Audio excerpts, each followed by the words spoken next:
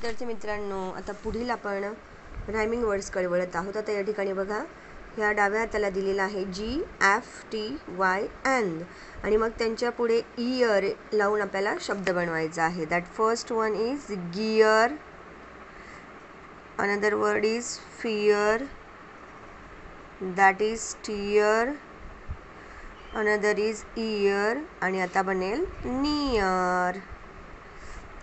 These all words are ends with R आणि आता आपण पुढील शब्दांकडे जात आहोत। बघा इकडे BGTHR and that is FL आणि आता मिडल मध्ये आपल्याला दिलेला आहे ओट OAT।